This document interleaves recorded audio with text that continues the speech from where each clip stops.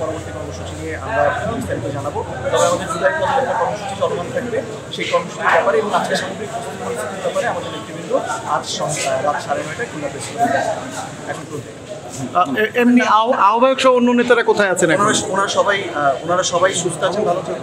আহ্বায়ক সহ সবাই আমাদের সাথে আছেন, আমাদের বহরের সাথে। এখানে তো দেখলাম যে শুধু আক্তার এসছেন, অন্যটা বহরের সাথেই সবাই আছেন।